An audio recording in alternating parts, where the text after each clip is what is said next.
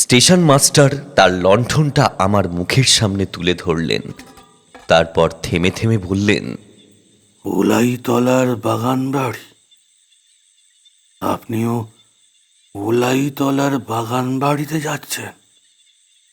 কিন্তু কেন? মামুদপুরের জমিদার কৃতান্ত চৌধুরী বিজ্ঞাপন দিয়েছেন, তার একজন ম্যানেজার দরকার। 300 টাকা মাইনা কেমন, তাই নয় কি? হুম। তারাও এই কথা বলেছিল। কারা? আপনার আগে যারা ম্যানেজারি করতে এসেছিল। গেল 8 সপ্তাহে 8 জন লোক এই স্টেশনে নেমে উলাইতলার বাগান বাড়িতে গেছে, কিন্তু তারা কেউ আর এ পথ দিয়ে ফেরেনি। বুঝলেন মশাই, তারা কেউ আর ফেরেনি। তার মানে?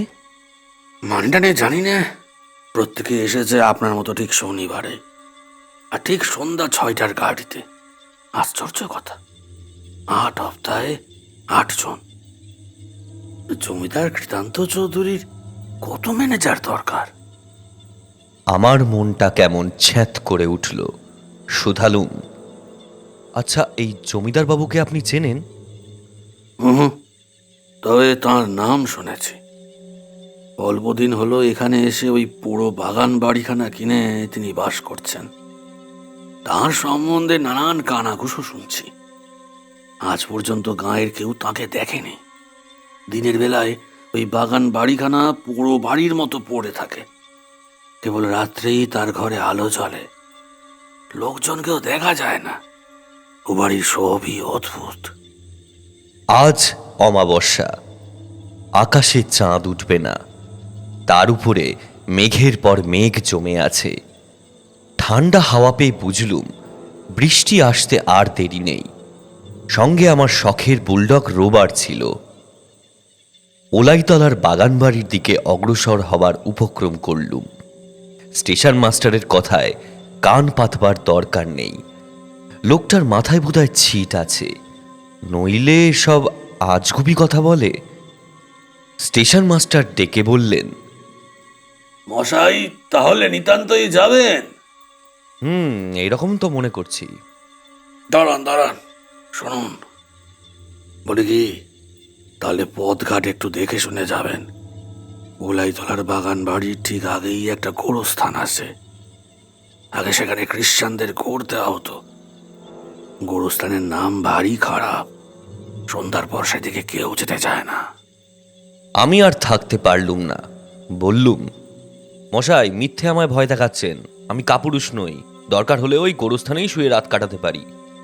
অত্যন্ত দয়ার পাত্রের দিকে লোকে যেমনভাবে তাকায়, সেইভাবে আমার দিকে তাকিয়ে স্টেশন মাস্টার একটুখানি ম্লান হাসি হাসলেন, কিন্তু মুখে আর কিছু বললেন না।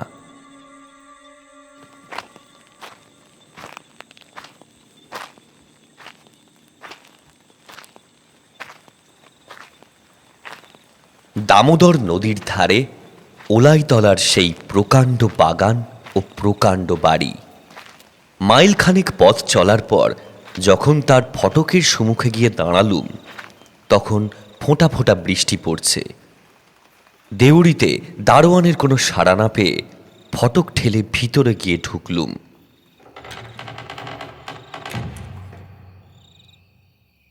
আমার হাতে ছিল একটা হ্যারিকেন লণ্ঠন।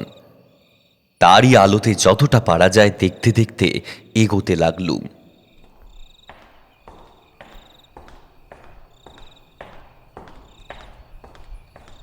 অনেক কালের পুরনো বাগান, এবং তার অবস্থা এমন যে তাকে বাগান না বললে জঙ্গল বলাই উচিত। পুকুরের পাশ দিয়ে যেতে যেতে দেখলুম পানায় তার জল নজরে পড়ে না, ঘাটগুলোও ভেঙে গিয়েছে। বাড়িখানার অবস্থাও অথৈবচ। ভাঙা জানালা, ভাঙা থাম, চুনবালি সব খসে পড়েছে। যে জমিদার 300 টাকা মাইনে দিয়ে ম্যানেজার রাখবেন, এইখানে তার বাস? মনে খটকা লাগলো। অসংখ্য ঝিঁঝি পোকার আর্তনাদ ছাড়া কোথাও জনপ্রাণীর সাড়া নেই। অথচ বাড়ির ঘরে ঘরে আলো জ্বলছে। একটু ইতস্তত করে চেঁচিয়ে ডাকলুম, বাড়িতে কে আছে? সামনের ঘর থেকে মোটা গলায় সাড়া এলো। ঘরের ভিতরে ঢুকলুম। মস্ত বড় ঘর, কিন্তু কোণে কোণে মাকড়সার জাল, দেওয়ালে দেওয়ালে কালি ঝুল, মেঝের 1 ইঞ্চি পুরু ধুলো, একটা ময়লা রং ওঠা টেবিল, 3খানা ভাঙা চেয়ার ও একটা খুব বড় ল্যাম্প ছাড়া ঘরে আর কোনো আসবাব নেই। অতিশয় শীর্ণ কুচকুচে কালো এক জরাজীর্ণ বুড়ো লোক আদুর গায়ে একখানা চেয়ারের উপর বসে আছে। তার বুকের সবখানা হাড় গোনা যায়। বুড়ো কথা কইলে ঠিক যেন হাঁড়ির ভিতর থেকে তার গলার আওয়াজ বেরুল। সে বললে, আপনি কাকে চান? জমিদার কৃতান্তবাবুকে। ও নাম আমারই। আপনার কি দরকার? আপনি একজন ম্যানেজার খুঁজছেন, তাই। বুঝেছি, আর বলতে হবে না, বসুন। কৃতান্তবাবুর কাছে গিয়েই রোভার হঠাৎ গড়গড় করে গর্জে উঠল। কৃতান্তবাবু ক্রুদ্ধ স্বরে বললেন, ও কি, সঙ্গে কুকুর এনেছেন কেন? কামড়াবে নাকি? রোভারকে এক ধমক দিলুম। সে গর্জন বন্ধ করলে বটে, কিন্তু আমাদের কাছ থেকে অনেক তফাতে সরে গিয়ে তীক্ষ্ণ সন্দিগ্ধ চোখে কৃতান্তবাবুর মুখের পানে তাকিয়ে রইল। বিরক্তভাবে কৃতান্তবাবু বললেন, ও কুকুর টুকুর এখানে থাকলে চলবে না, একে এখনই তাড়িয়ে দিন। আমি বললুম, তাড়ালে ও যাবে না। রোভার আমাকে ছেড়ে একদণ্ড থাকে না, রাত্রেও আমার সঙ্গে ঘুমায়। রাত্রেও? ও বেটা আপনার সঙ্গে ঘুমোয়? কি বিপদ, কি বিপদ! বলে তিনি চিন্তিত মুখে ভাবতে লাগলেন। রোভার রাত্রে আমার সঙ্গে ঘুমোবে শুনে কৃতান্তবাবুর এতটা দুশ্চিন্তার কারণ বুঝতে পারলুম না। খানিকক্ষণ পরে কৃতান্তবাবু উঠে দাঁড়িয়ে বললেন, একটু বসুন, আপনার খাওয়া শোয়ার ব্যবস্থা করে আসি। সেজন্য আপনার ব্যস্ত হওয়ার দরকার নেই। আগে যে জন্য এসেছি সেই কথাই হোক। আজ আমার শরীরটা ভালো নেই, কথাবার্তা সব কাল সকালেই হবে। এই বলে কৃতান্তবাবু বেরিয়ে গেলেন। খানিক পরেই তিনি আবার ফিরে এসে বললেন, আসুন, সব প্রস্তুত। তার পিছনে পিছনে অগ্রসর হলুম। মস্ত উঠান ও অনেকগুলি সারবন্দি ঘর পেরিয়ে সিঁড়ি বেয়ে দোতলায় গিয়ে উঠলুম। বাড়ির সর্বত্রই সমান ভগ্নদশা, ধুলো আর জঞ্জালের স্তূপ, চামচিকে আর বাদুরের আনাগোনা। একটা চাকর বাকর পর্যন্ত দেখা গেল না। নির্জন বাড়ি যেন খাঁ খাঁ করছে। একটা ছোট ঘরে গিয়ে ঢুকলুম। সে ঘরখানা খুব বেশি নোংরা নয়। একপাশে ছোট একখানা চৌকি, তার উপরে বিছানা পাতা, আর একপাশে থালায় খাবার সাজানো রয়েছে। কৃতান্তবাবু বললেন, এখনই খেয়ে নিন, নইলে খাবার ঠান্ডা হয়ে যাবে। নানান কথা ভাবতে ভাবতে মাথা হেঁট করে খেতে খেতে হঠাৎ মুখ তুলে দেখি কৃতান্তবাবু এক দৃষ্টিতে আমার পানে চেয়ে আছেন। মানুষের চোখ যে এমন চলতে পারে আমি তা জানতুম না। ভয়ানক। কৃতান্তবাবু বললেন, আজ তাহলে আমি আসি, খেয়ে দিয়ে আপনি শুয়ে পড়ুন। বলে যেতে যেতে আবার দাঁড়িয়ে পড়ে বললেন, আর দেখুন, রাত্রে এ ঘরের জানালাগুলো যেন খুলবেন না। একে তো বৃষ্টি হচ্ছে, তার উপরে। বলতে বলতে হঠাৎ থেমে গেলেন। থামলেন কেন? কি বলছিলেন বলুন না। ওধারের জানলা খুললে গোরস্থান দেখা যায়। তা দেখা গেলেই বা। সেখানে হয়তো এমন কিছু দেখতে বা এমন সব গোলমাল শুনতে পাবেন, রাত্রে মানুষ যা দেখতে কি শুনতে চায় না। আমি তাচ্ছিল্যের হাসি হাসলুম।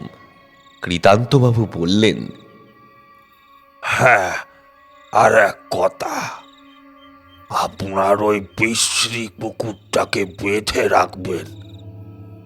কুকুর অপবিত্র জীব, রাত্রেও যে বিছানায় গিয়ে উঠবে এটা আমি পছন্দ করি না, বুঝলেন? আচ্ছা। কৃতান্তবাবু বেরিয়ে গেলেন, কিন্তু তার শেষ ইচ্ছা আমি পূর্ণ করিনি।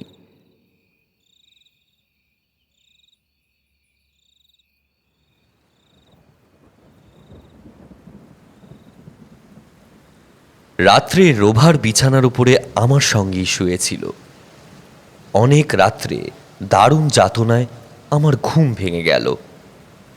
কে আমার গলা টিপে ধরেছে, দুখানা লোহার মতো শক্ত হাত আমার গলার উপরে ক্রমেই বেশি জোর করে চেপে বসতে লাগলো। প্রাণ যখন যায় আচম্বিতে আমার গলার উপর থেকে সেই মারাত্মক হাতের বাঁধন আলগা হয়ে খুলে গেল।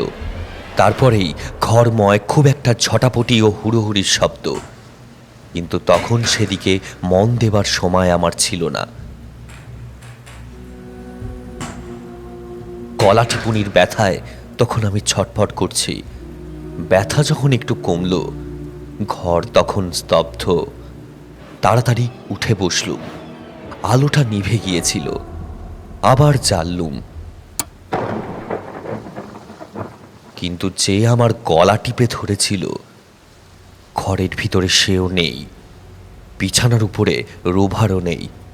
রোভার, রোভার, রোভার বলে অনেকবার ডাকলুম, কিন্তু তার কোনো সাড়া পেলুম না। হাতের ঘড়ির দিকে তাকিয়ে দেখলুম রাত 1টা বেজে গেছে। দরজা দিয়ে বাড়ির ভিতর দিকে তাকিয়ে দেখলুম অন্ধকার যেন জমাট বেঁধে আছে।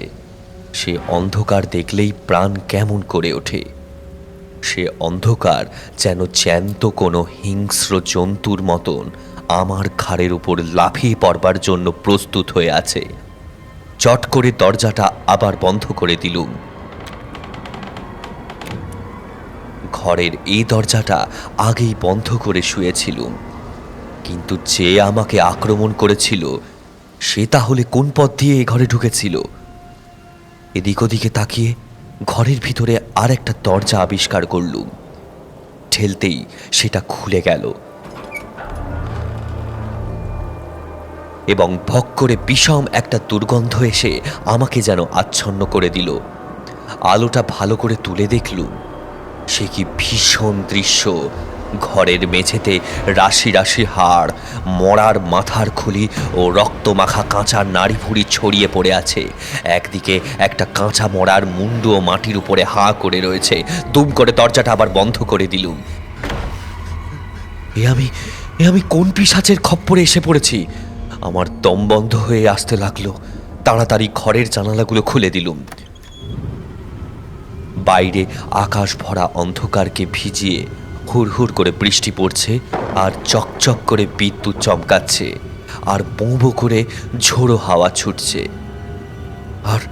আর ও কি, বিদ্যুতের আলোতে বেশ দেখা গেল সামনের তাল গাছটার তলায় কে যেন দাঁড়িয়ে দাঁড়িয়ে নাচছে, ঠিক যেন একটা ছোট ল্যাংটো ছেলে। সে লাফিয়ে লাফিয়ে নাচছে আর গান গাইছে।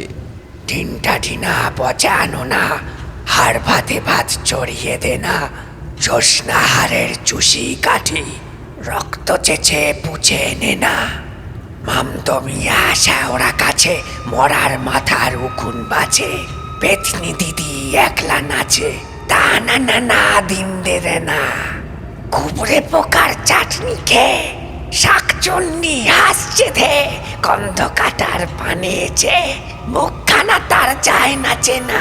হাড় খাবো আর মাংস খাবো, চামড়া নিয়ে ঢোল বাজাবো, তাঁতের মালায় বউ সাজাবো, নইলে যে ভাই মন মানে না। ঠ্যাং তুলে ওই গো ভূত ছোটে, গোড় থেকে বাপ হুমড়ো ওঠে, চোখ দিয়ে তার আগুন ফোটে, এই বেলা চল লম্বা দে না।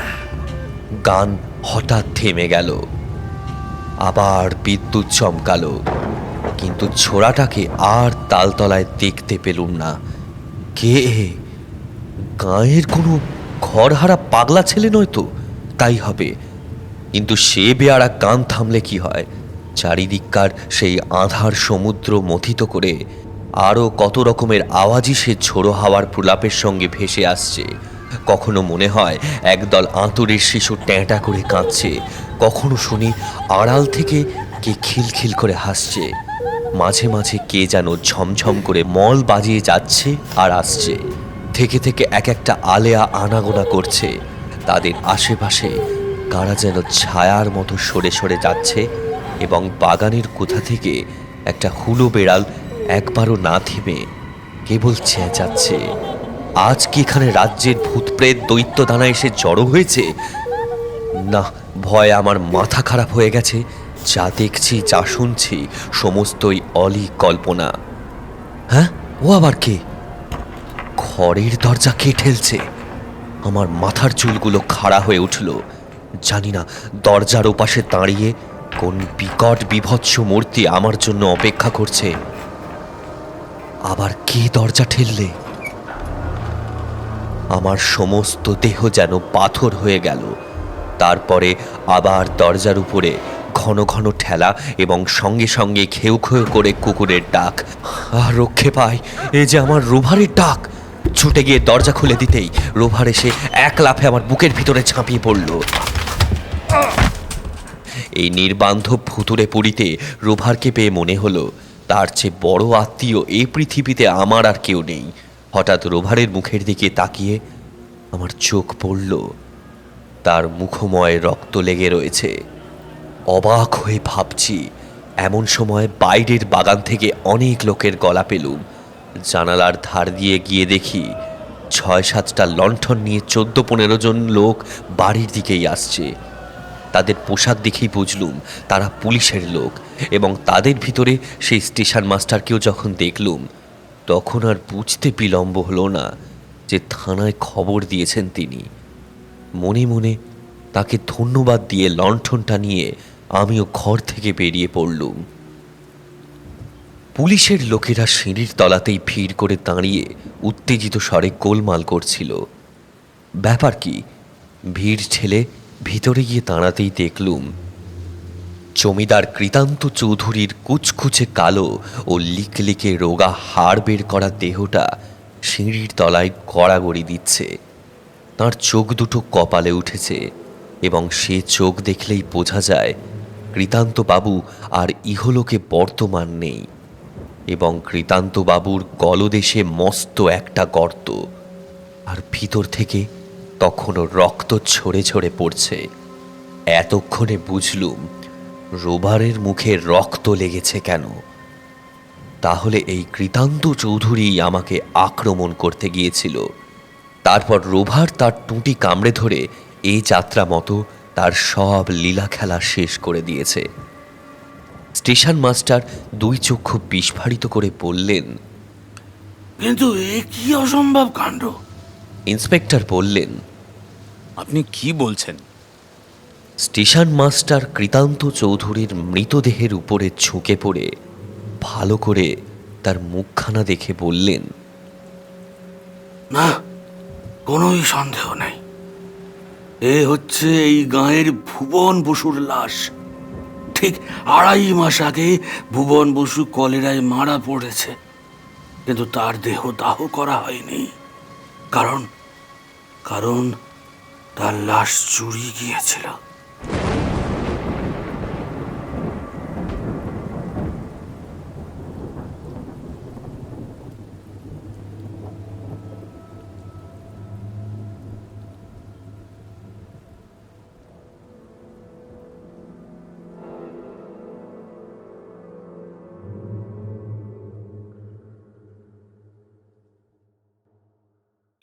আপনারা শুনলেন আজকের প্রথম গল্প, হেমেন্দ্র কুমার রায়ের লেখা ওলাইতলার বাগান বাড়ি।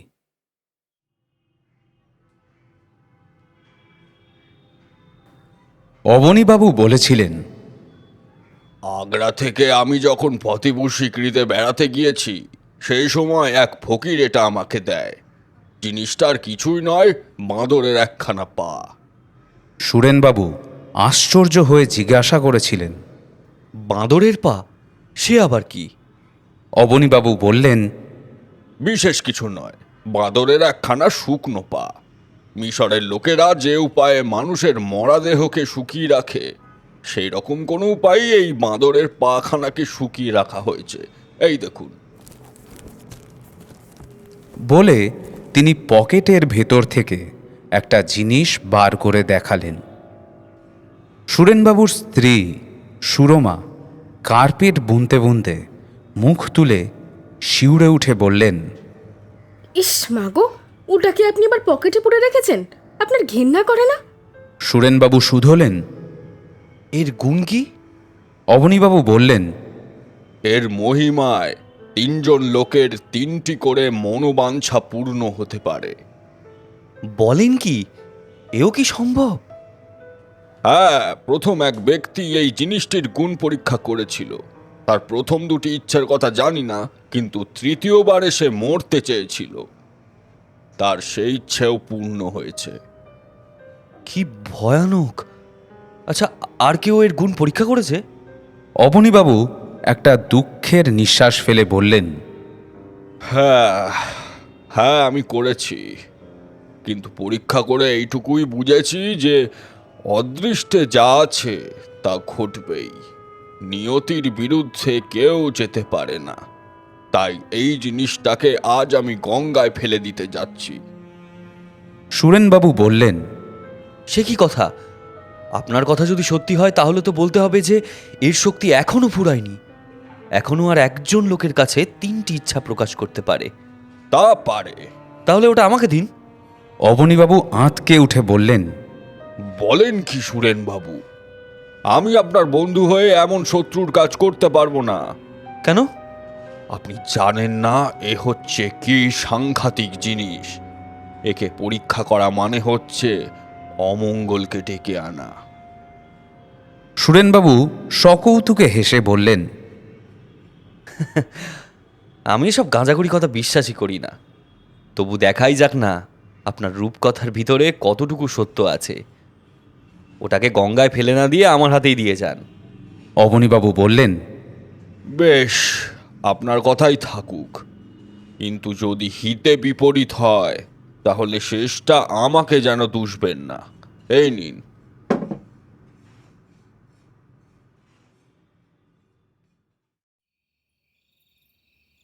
সুরমা বললেন, হ্যাঁ গো, ই যেন আরব্য উপন্যাসের আলাদিনের প্রদীপের গল্প।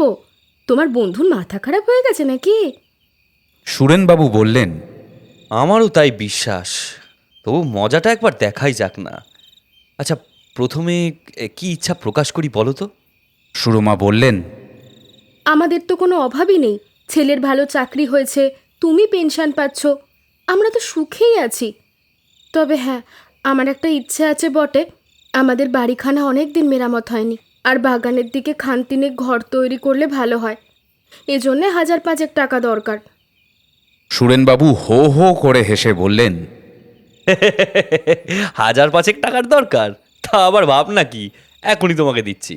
বলেই তিনি বাঁদরের সেই শুকনো পাখানাকে হাতের ওপরে রেখে বললেন, আমাদের 1,500 টাকা দরকার, বুঝেছো? 5,000 টাকা। তারপরেই তিনি আর্তনাদ করে বাঁদরের পাখানাকে টেবিলের ওপর ছুঁড়ে ফেলে দিলেন। সুরমা ব্যস্ত হয়ে বললেন, ও কি, অমন করে উঠলে কেন? সুরেনবাবু সভয় বললেন, আমার ঠিক মনে হলো বাঁদরের ওই পাখানা আমার হাতের ভিতরে নড়ে উঠল। সুরমা বললেন, ও তোমার মনের ভুল। চলো, রাত হলো, এখানে বসে আর পাগলামি করো না তো, খাবে চলো।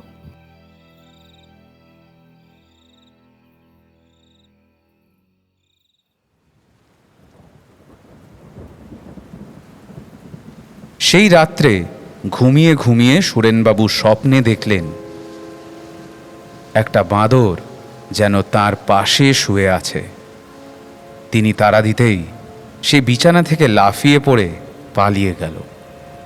সুরেনবাবু দেখলেন তার একখানা পা নেই।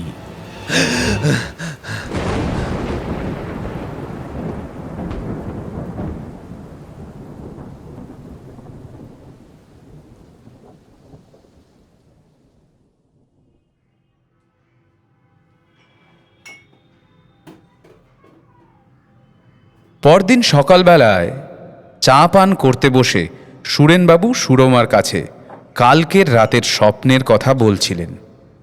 সুরমা হেসে বললেন, কিন্তু আজ ঘুম থেকে উঠে তুমি বিছানাটা ভালো করে খুঁজে দেখেছো?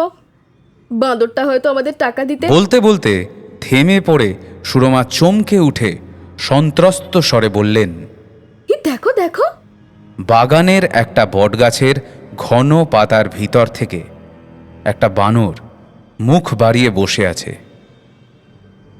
সুরেনবাবু সহজভাবেই বললেন, পাড়ার ঘোষেদের বাড়িতে দুটো বাঁদর আছে জানো না, একটা কোনো গতিকে পালিয়ে এসেছে আর কি।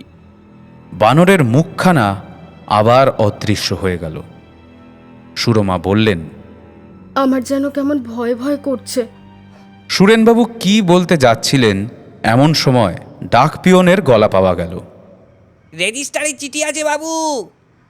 সুরেনবাবু নিচে গিয়ে সই করে চিঠি নিয়ে এলেন।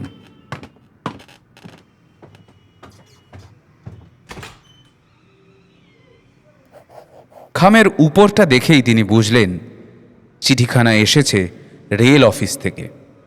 তার পুত্র অমিয় কুমার রেল অফিসের একজন বড় অফিসার। চিঠির বক্তব্য এই: প্রিয় মহাশয়, আপনার পুত্র অমিয় কুমার সেন রেলের কোনো কাজে হাজারি বিভাগে গিয়েছিলেন। সেখানে জঙ্গলে পাখি শিকার করতে গিয়ে দুর্ভাগ্যক্রমে তিনি এক বাঘের দ্বারা আক্রান্ত।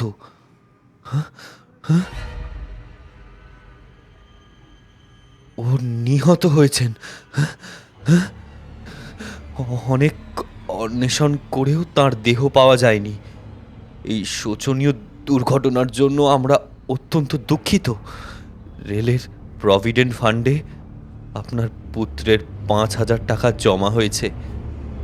এই টাকা নিয়ে যাওয়ার ব্যবস্থা করবেন। 5,000 টাকা, 5,000 টাকা।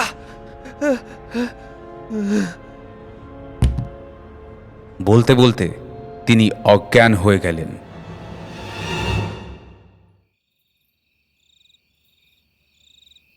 এক মাস কেটে গেছে। গভীর রাত্রি। সুরেনবাবু আর সুরমা পাথরের মূর্তির মতন বসে আছেন। তাঁদের চোখে ঘুম নেই। অমাবস্যার রাত, আকাশ অন্ধকার।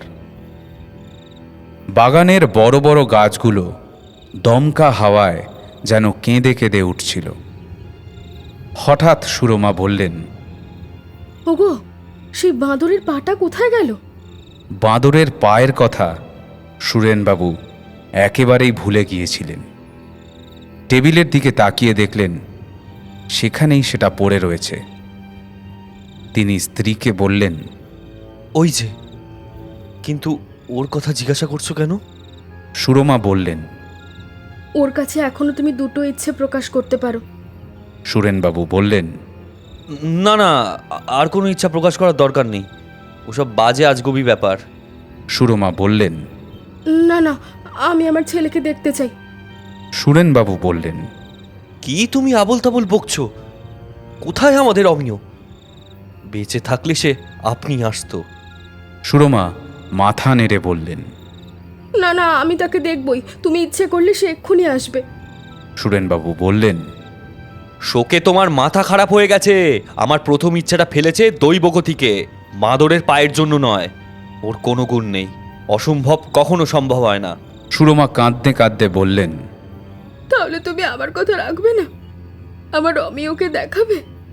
সুরেনবাবু নাচার হয়ে বললেন, বেশ, তুমি যখন কিছুতেই বুঝবে না, এখন কি আর করি বলো? এই বলে এগিয়ে গিয়ে টেবিলের উপর থেকে বাঁদরের পাটা তুলে নিয়ে বললেন, আমি আমার ছেলে অমিয়কে দেখতে চাই। বাইরে একটা পেঁচার চিৎকারের সঙ্গে সঙ্গে ঝোড়ো হাওয়া গোঁ গোঁ করে উঠল। একটা টিকটিকি দেয়ালের উপর টিক টিক করে ডাকল। তারপর সব স্তব্ধ। সুরেনবাবু বললেন, দেখলে তো, ও বাঁদরের পায়ের কোনো গুণই নেই। আমি এখন শুতে যাই, তুমিও এসো। সুরেনবাবু 2 পা অগ্রসর হলেন। সঙ্গে সঙ্গে সদর দরজাটা দুম করে খুলে যাওয়ার শব্দ হল। সুরমা ধর্মর করে উঠে দাঁড়ালেন, ব্যগ্র স্বরে বললেন। ও কে দরজা খুললে? সুরেনবাবু বিবর্ণ মুখে বললেন, ও কেউ নয়, ঝোড়ো হাওয়ায় দরজাটা খুলে গেছে। সুরমা বললেন, না গো না, আমার অমিও আসছে, আমার অমিও আসছে। আমি তার পায়ের আওয়াজ চিনি, সিঁড়িতে তার পায়ের শব্দ শুনছো না? বলতে বলতে তিনি ছুটে ঘরের বাইরে বেরিয়ে গেলেন। সুরেনবাবু আড়ষ্ট হয়ে দাঁড়িয়ে রইলেন। কাঠের সিঁড়ির উপরে কারো পায়ের শব্দ হচ্ছে বটে, হয়তো ও শব্দটা করছে তার প্রকাণ্ড কুকুরটা। কিন্তু যদি তা না হয়, যদি সত্যিই অমিয় আসে, তাহলে সে কি মূর্তিতে আসবে? বাঘের আক্রমণে ক্ষতবিক্ষত মুণ্ডহীন রক্তাক্ত দেহ। সুরেনবাবু আর ভাবতে পারলেন না। শিউরে উঠে টেবিলের উপর ঝাঁপিয়ে পড়ে বাঁদরের পাটা আবার তুলে নিয়ে তাড়াতাড়ি তিনি তার তৃতীয় বা শেষ ইচ্ছা প্রকাশ করলেন। আমার ছেলে অমিয়কে আর আমি দেখতে চাই না। সিঁড়ির ওপর আর শব্দ শোনা গেল না।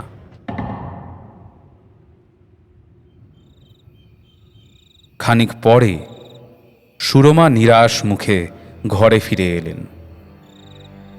সুরেনবাবু হাঁপাতে হাঁপাতে বললেন, কি দেখলে?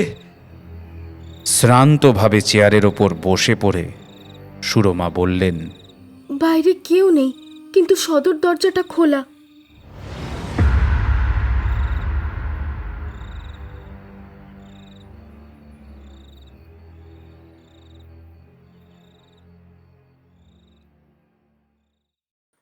শেষ হলো আজকের দ্বিতীয় গল্প, হেমেন্দ্র কুমার রায়ের লেখা বাদরের পা।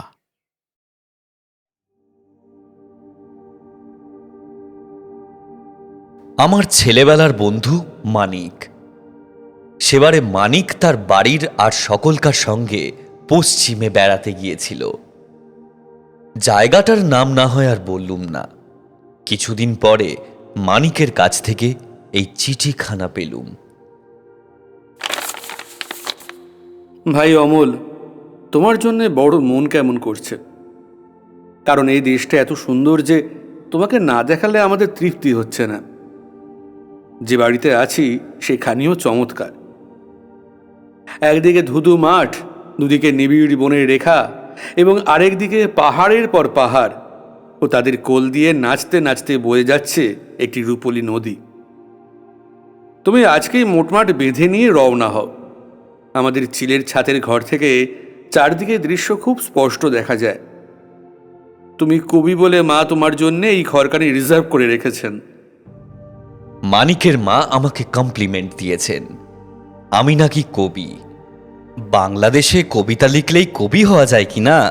সুতরাং এত বড় একটা উপাধি লাভের পরেও মানিকের আমন্ত্রণ রক্ষা না করলে খুবই একটা অকৃতজ্ঞতার কাজ হবে। অতএব মোট বাঁধতে শুরু করলুম।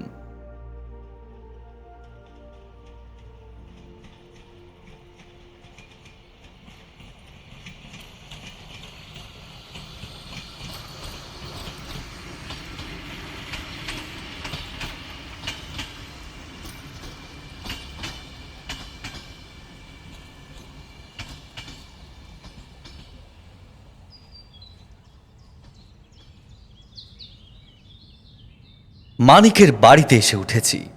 বাড়িখানি পুরনো হলেও প্রাসাদের মতন প্রকাণ্ড এবং দেখতেও পরম সুন্দর।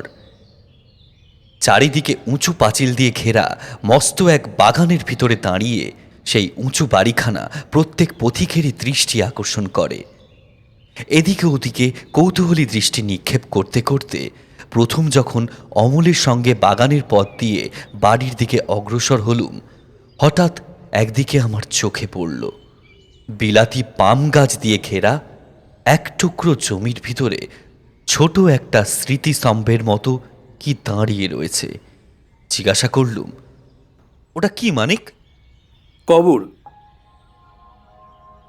হ্যাঁ, এই বাড়িখানা আগে এক সাহেবের ছিল। তার মেয়ে মারা গেলে পর তাকে এইখানে কবর দেওয়া হয়। এমন সময় মানিকের কুকুর লিলি মনিবের সাড়া পেয়ে সেইখানে এসে হাজির হলো। তারপরেই রেগে গড়গড় করতে লাগলো। দেখলুম সে কবরের দিকে তাকিয়ে গর্জন করছে, কিন্তু কবরের দিকে তাকিয়ে আমি তো কিছুই দেখতে পেলুম না। বললুম, মানিক, তোমার কুকুর কি দেখে খেপে গেল? মানিক বললে, জানি না, লিলি ওই কবরটাকে দেখলেই খেপে যায়, যেন সে হাওয়ার সঙ্গে লড়াই করতে চায়। আমি বললুম, না মানিক, ও তো লড়াই করতে চায় বলে মনে হচ্ছে না। ওকে দেখলে মনে হয় ও যেন মহা ভয়ে পাগল হয়ে গেছে। মানিক হেসে বললে, যাতে আর নামে বিলিতি হলেও লিলি আমাদের কাছে এসে হিন্দু ধর্ম অবলম্বন করেছে। হিন্দুর বাড়িতে খ্রিস্টানের খবর বোধহয় পছন্দ করে না। কিন্তু ও কথা এখন থাক, চলো তোমাকে তোমার ঘরে নিয়ে যাই।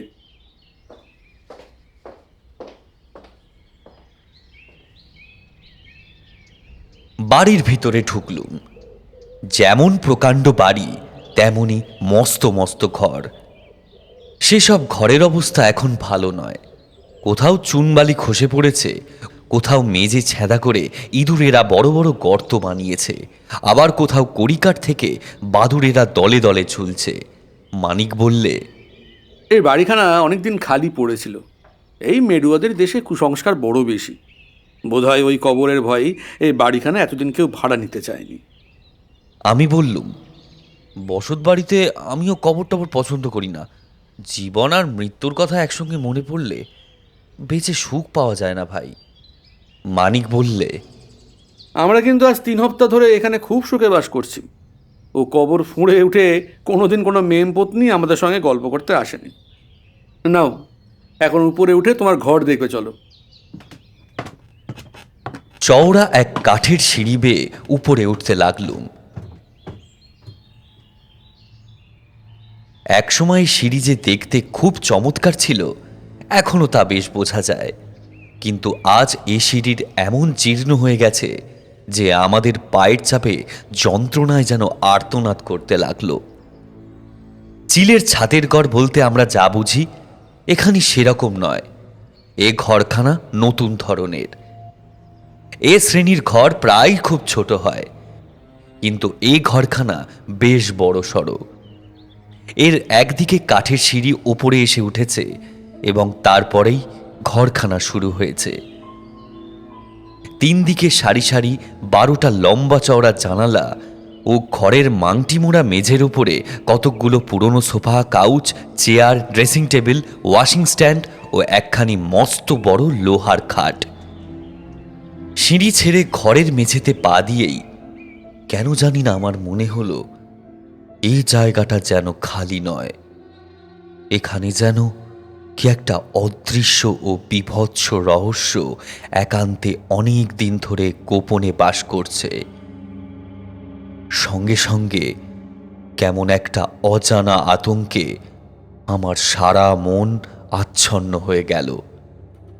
যেন এখানে একটুও হাওয়া নেই।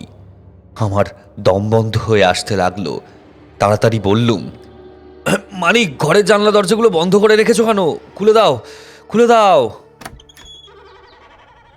মানিক আমার কথা মতো কাজ করলে বাহির থেকে খোলা আলো আর হাওয়া ঘরের ভিতর ছুটে এলো শিশুর মতো শৌকতুকে।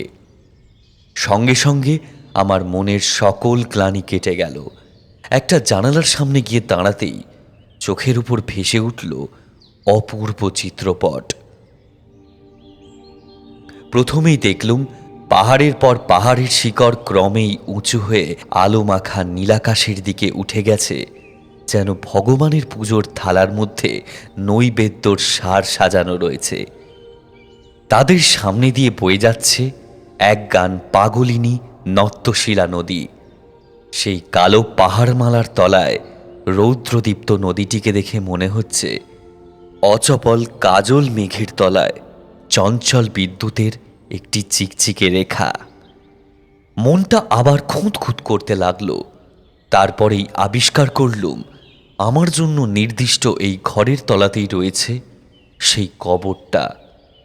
ফিরে বললুম, দেখো মানিক, এমন সুন্দর জায়গায় যে সাহেবটি বাড়ি তৈরি করেছেন নিশ্চয়ই তিনি কবি ছিলেন, কিন্তু কবির চোখ পেয়েও এমন মনোরম স্থানে তিনি নিজের স্ত্রীর দেহকে গোড় দিলেন কেন, সেটা কিছুতেই আমার মাথায় ঢুকছে না। মানিক বললে, এখানকার লোকেদের মুখে এক গাঁজাখুরি গল্প শুনেছি। মারা গেলে পর মেমের দেহকে নাকি প্রথমে গোরস্থানে নিয়ে গিয়ে গোড় দেওয়া হয়, কিন্তু তার পরদিনই দেখা যায় মরা শুদ্ধ কফিনটা কবরের পাশে মাটির উপরে পড়ে রয়েছে। কফিনটাকে আবার গর্তে পুড়ে মাটি চাপা দেওয়া হলো, কিন্তু পরদিন সকালে আবার সেই দৃশ্য। উপরে উপরে 3বার এই দৃশ্যের অভিনয় হওয়ার পর গোরস্থানের পাদ্রী বললেন, এই পাপীর দেহ গোরস্থান ধারণ করতে রাজি নয়, একে অন্য কোথাও নিয়ে যাওয়া হোক।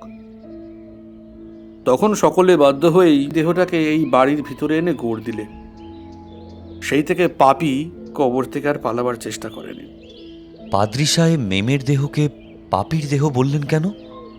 মেমটা নাকি আত্মহত্যা করেছিল, কিন্তু আজগুবি গল্প আমি বিশ্বাস করি না, এসব হচ্ছে বানানো কথা। ঘরের চারিদিকে চোখ বুলিয়ে আমি জিজ্ঞাসা করলুম, এ ঘরের এই পুরনো আসবাবগুলো কোত্থেকে এলো?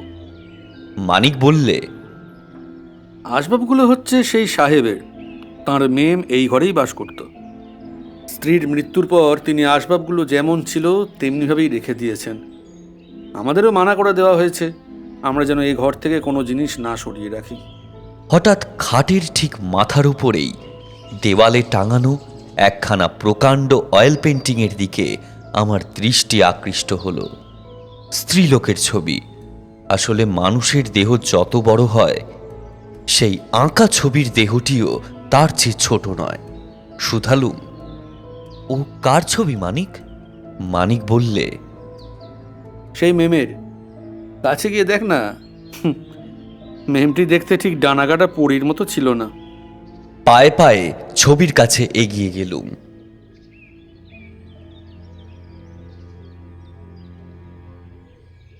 পটে আঁকা আছে এক বুড়ির চেহারা। তার বয়স 61 কম হবে না। লিকলিকে দেহ, বাখারির মতো সরু বাহু, সাদা সনের মতো চুলগুলো কাঁধের উপর এসে পড়েছে। ঠোঁটের কোণে অত্যন্ত কুৎসিত হাসি, নাকটা টিয়া পাখির মতো পাকানো, আর তার কোটরে ঢোকা কুতকুতে চোখ দুটো। ওহ, সেই চোখ দুটোর ভিতর থেকে যে ক্রূর দৃষ্টি বেরিয়ে আসছে, আমি কিছুতেই তা বর্ণনা করতে পারবো না। আমার মনে হলো গোক্র সাপের চেয়েও ভয়ানক সেই চোখ দুটো যেন এখনো জ্যান্ত হয়ে আছে। ছবিতে আঁকা মূর্তিও তার চোখ যে এত বেশি স্বাভাবিক ও জীবন্ত হয়, এটা কখনো কল্পনা করতে পারিনি।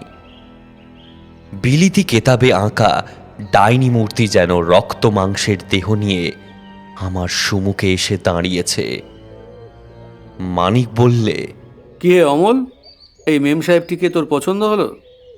ঘৃণায় মুখ ফিরিয়ে আমি বললুম, পছন্দ? যাকে দেখে এই ছবিখানা আঁকা হয়েছে সে মানুষটির প্রকৃতি নিশ্চয়ই খুব জঘন্য ছিল। তোমার এই মেমের ছবি যদি ঘর থেকে সরিয়ে না রাখো, তাহলে রাত্রে আমি দুঃস্বপ্ন দেখব। মানিক বললে, কিন্তু ঘর থেকে যে কিছু সরাতে মানা আছে। আমি বললুম, তাহলে আমাকে অন্য ঘরে দাও। মানিক একটু ভেবে বলল,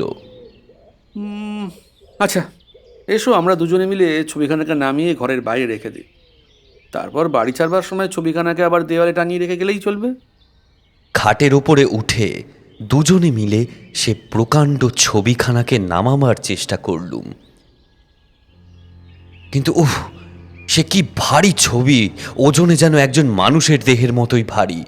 মানিক আশ্চর্য হয়ে বললে, ছবি কখনো এত ভারী হয়? অবশেষে কষ্টে সৃষ্টে ছবিখানাকে নামিয়ে ঘরের বাইরে ছাদের ওপরে নিয়ে গিয়ে রেখে এলুম। মানিক হঠাৎ হাঁপাতে হাঁপাতে চমকে উঠে বললে, ও কি অমল, তুমি হাত কাটলে কেমন করে? তোমার হাতে অত রক্ত কেন? তাড়াতাড়ি হাত তুলে দেখি, সত্যি তো আমার দুখানা হাত যে রক্তে রাঙা হয়ে উঠেছে। তারপরেই মানিকের দুই হাতের দিকে তাকিয়ে আমিও বলে উঠলুম, মানিক, মানিক, তোমার হাতেও যে রক্ত! মানিক নিজের হাতের দিকে হতভম্বের মতো তাকিয়ে বললে, তাই তো, কখন যে হাত কেটেছে আমি তো কিছুই টের পাইনি। দুজনে তখনই ছুটে গিয়ে হাত ধুয়ে ফেললুম। তারপর নিজের হাতের দিকে তাকিয়ে আমরা একেবারে অবাক হয়ে গেলুম। আমাদের কারুর হাতেই কোথাও এতটুকু আঁচড়ের দাগ পর্যন্ত নেই। তবে এ কিসের রক্ত? এ কি রহস্য?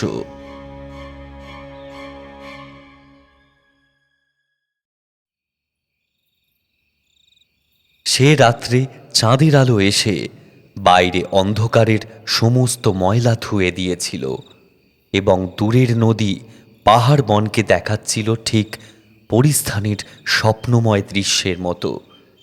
সেই দিকে মোহিত চোখে তাকিয়ে তাকিয়ে কখন যে ঘুমিয়ে পড়লুম কিছুই বুঝতে পারলুম না। আচম্বিতে আমার ঘুম ভেঙে গেল। কি জন্য ঘুম ভাঙল সেটা বুঝতে পারলুম না বটে, কিন্তু এটা বেশ অনুভব করলুম, ঘরের ভিতরে নিশ্চয়ই কোনো একটা অস্বাভাবিক কিছু হয়েছে। ধড়মড়িয়ে বিছানার উপর উঠে বসে চেয়ে দেখি কালো মেঘের চাদরে চাঁদের মুখ ঢাকা পড়ে গেছে। ঘরে ঘুটঘুটে অন্ধকার। সঙ্গে সঙ্গে একটা বিশ্রী দুর্গন্ধ নাকে এলো। মেডিকেল কলেজের যে ঘরে পচামরা কাটা হয়, একবার সেই ঘরে ঢুকে আমি ঠিক এই রকম দুর্গন্ধই পেয়েছিলুম। হঠাৎ আমার মাথার উপর কে ফোঁস করে নিঃশ্বাস ফেললে। আমার স্তম্ভিত বুকটা ঢিপ ঢিপ করতে লাগলো। ভাবলাম মনের ভুল, হয়তো জানালা দিয়ে হাওয়ার দমক এসে আমার চুলে লেগেছে। একটু সরে বসে বিছানা হাতড়ে দেশলাইয়ের বাক্সটা পেলুম। একটা কাঠি জেলে তুলে ধরে তাড়াতাড়ি ঘরের চারিদিকটা একবার দেখে নিলুম। দেশলাইয়ের কাঠি নিভে গেল, কিন্তু যা দেখেছি সেইটুকুই যথেষ্ট। মানিক আর আমি দুজনে মিলে যে ভারী ছবিখানাকে ধস্তাধস্তি করে নামিয়ে বাইরে রেখে এসেছিলুম, সেই ছবিখানা ঘরের দেওয়ালে যেখানে ছিল আবার ঠিক সেইখানেই টাঙানো রয়েছে। আড়ষ্ট হয়ে দাঁড়িয়ে দাঁড়িয়ে ভাবছি কি করব। হঠাৎ আমার কাঁধের উপর কে যেন একখানা হাত রাখলে, বরফের মতো ঠান্ডা কনকনে একখানা হাত। ভয় পাগলের মতো হয়ে গিয়ে আমি সামনের দিকে সজোরে এক ঘুষি ছুড়লুম এবং পর মুহূর্তেই কে যেন সশব্দে তড়াম করে মেঝের ওপরে পড়ে গেল। আমিও আর অপেক্ষা করলুম না, তীরের মতো ছুটে ছাদের ঘরে সিঁড়ি দিয়ে নিচের দিকে নামতে লাগলুম। সিঁড়ির ঠিক তলাতেই একটা লণ্ঠন হাতে করে উদ্বিগ্ন মুখে দাঁড়িয়েছিল মানিক। আমাকে দেখেই শুধলে, ব্যাপার কি? তোমার ঘরে ও কিসের শব্দ হলো? তোমাদের সেই ডাইনির ছবি আবার ঘরে ফিরে এসেছে। ধ্যাত, যত বাজে কথা। ছবির কি পা আছে? দাঁড়াও দেখে আসি। এই বলে মানিক দ্রুত পদে উপরে উঠে গেল, কিন্তু তারপরেই শুনলুম মানিকের উচ্চ আর্তনাদ এবং তারপরেই দেখলুম সে একসঙ্গে ৩-৪টি সিঁড়ি টপকে নিচে নেমে আসছে। আকুল স্বরে সে বললে, ঘরের ভিতরে পচা মরার গন্ধ, আর ঘরের মেঝেতে উপর হয়ে পড়ে আছে একটা বুড়ি পচা আর গলা মরা। হঠাৎ আমার নিজের গায়ের দিকে নজর পড়ল। আমার কাঁধের উপর থেকে একটা রক্তের ধারা গা বয়ে নেমে আসছে। এই কাঁধেই সেই বরফের মতো ঠান্ডা হাতের স্পর্শ পেয়েছিলুম।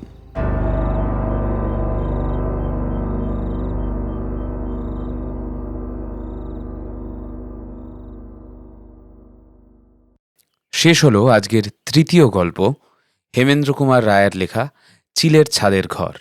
আপনারা যদি আরও ক্লাসিক গল্প শুনতে চান তাহলে আমাদের channel bed time stories definitely visit করবেন।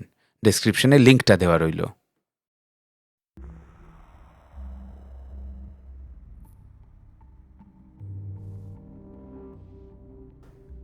সবাই বলে গুলে সর্দার পিশাচ সিদ্ধ। সে ইচ্ছে করলেই যেখানে খুশি যেতে পারে, যে কোনো পশু পক্ষীর আকার ধরতে পারে, বাতাসের সঙ্গে মিশিয়ে যেতে পারে। গুলে সর্দারের নামে বর্ধমান জেলার ছেলে বুড়ো ধরহরি কম্পমান। তার মতো সাহসী ও নিষ্ঠুর ডাকাতের নাম আর কখনো শোনা যায়নি। সে যে কত লোকের যথাসর্বস্ব কেড়ে নিয়েছিল, কত মানুষের প্রাণবধ করেছিল, কত গ্রাম জ্বালিয়ে দিয়েছিল, তার আর কোনো হিসাব নেই।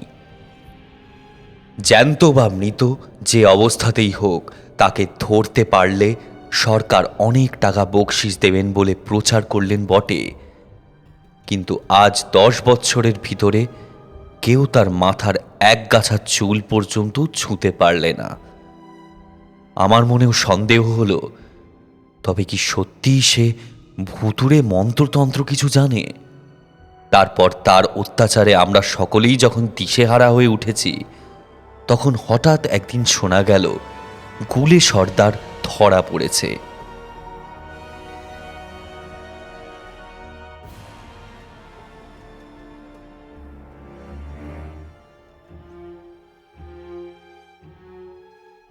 মথুরা মণ্ডল ছিল এ অঞ্চলের খুব বড় এক মহাজন।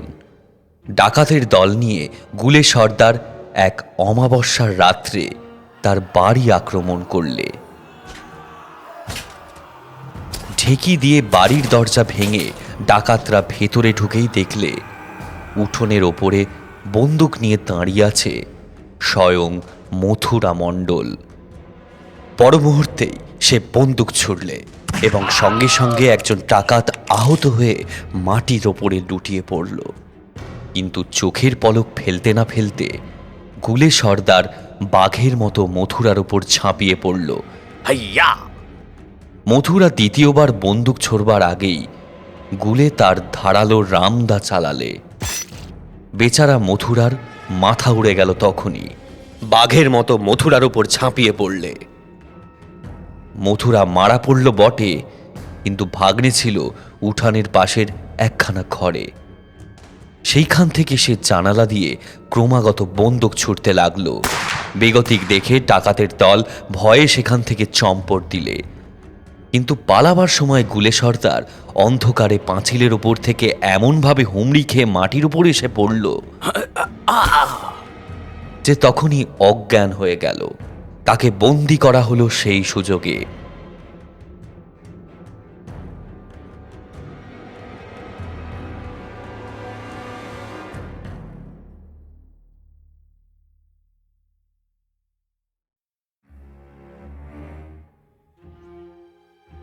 সেখানকার থানার ইন্সপেক্টর ছিলুম আমি। গাঁয়ের লোকেরা গুলে সর্দারকে আমার কাছে ধরে নিয়ে এলো। লোকটার চেহারা কি ভয়ানক! মাথার এক গাছা চুল, চোখ দুটো ভাঁটার মতো গোল, জবা ফুলের মতো লাল, নাক খেদা, গোপ বিড়ালের মতো, হাতে কাঁধে আর বুকে লোহার মতো মাংসপেশি। লম্বায় সে প্রায় 6.5 ফুট উঁচু এবং তার গায়ের রং আবলুস কাঠের মতো কুচকুচে কালো।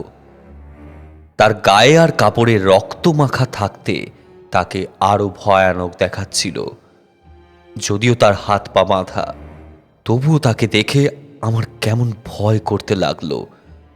পাহারাওয়ালাদের হুকুম দিলুম তারা যেন সর্দারের চারিদিক ঘিরে দাঁড়িয়ে থাকে। গুলে দাঁত বার করে হেসে বলল, যতই ঘিরে থাকো আর হাত পা বাঁধো বাবা, আমাকে কেউ ধরে রাখতে পারবে না। এমন সময় পুলিশের বড় সাহেব খবর পেয়ে তাকে দেখতে এলেন। খানিকক্ষণ অবাক হয়ে তাকে দেখে সাহেব বললেন, সর্দার, আর তুমি আমাদের ফাঁকি দিতে পারবে না। গুলে ঘর কাঁপিয়ে অট্টহাস্য করে বললে, আরে রেখে দাও সাহেব, তোমাদের বাহাদুরি রেখে দাও। আমাকে ধরে রাখে কে? আমি পাখি হয়ে উড়ে পালাবো। ননসেন্স! এই সিপাহি, আসামি কো গার্দ মে লে যাও। গুলে আবার অট্টহাস্য করে 2 হাতের বুড়ো আঙুল দেখিয়ে বললে, এই বলে রাখলুম সাহেব, আমি তোমাদের ঠিক কলা দেখাবো।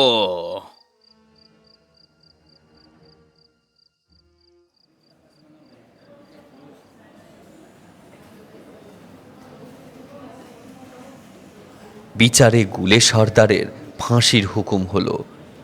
ফাঁসির কথা শুনে সে আদালতের মাঝখানেই কোমরে হাত দিয়ে নাচতে নাচতে হেঁড়ে গলায় গান ধরে নিলে, তাই রে নাই রে নাই রে, আমার ভাবনা কিছু নাই রে, এই তাই রে নাই রে নাই রে।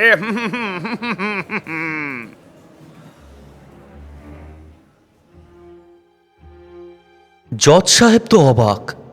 আমি ভেবেছিলুম তার এই মুখ সাবাসী আর বেশি দিন থাকবে না, কিন্তু ফাঁসির দিন যতই ঘনিয়ে আসতে লাগলো তার হাসি ঠাট্টা বেড়ে উঠল যেন ততই। রোজই সে বলতো, আমার শখ হয়েছে বলেই দিন কয়েক জেলখানার ভেতরে বসে জি দিয়ে নিচ্ছি, কিন্তু ফাঁসির দিন কেউ আমাকে খুঁজে পাবে না। জেলের প্রহরীরা সকলেই তার এইসব কথা বিশ্বাস করত। তারা আমাকে বললে, হুজুর, ও বেটা জাদুকর, ও নিশ্চয়ই আমাদের ফাঁকি দিয়ে পালাবে। আমরা কি করব বলুন? ও যদি রাত্রির বেলায় মশামাছি হয়ে উড়ে যায়, কে ওকে দেখতে পাবে?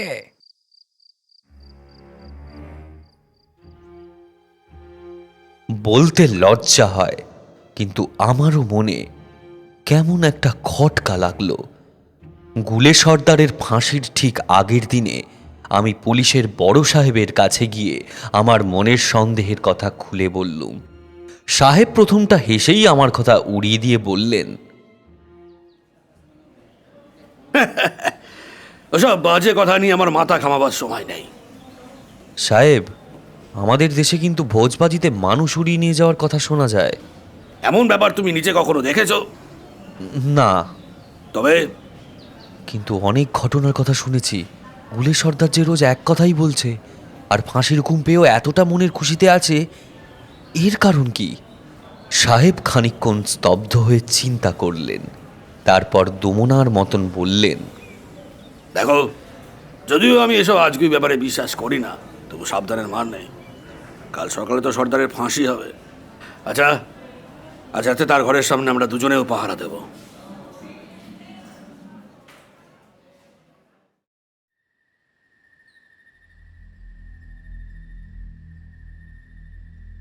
গুলে সর্দার যে ঘরে বন্দি ছিল তার দরজার সামনে সাহেব আর আমি দুখানা চেয়ারের উপর বসে আছি।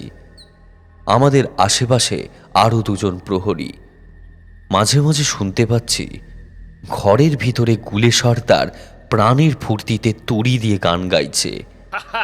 তাই রে নাই রে নাই রে, আমার ভাবনা কিছু নাই রে, এই তাই রে নাই রে নাই রে। রাত ক্রমে গভীর হয়ে উঠল। এখন গানের বদলে গুলের ভীষণ নাশা গর্জন শুনতে পাচ্ছি। কাল সকালে তার ফাঁসি, আর আজ সে নিশ্চিন্ত হয়ে নিদ্রা দিচ্ছে। আমার মনটা সন্দেহে পরিপূর্ণ হয়ে উঠল।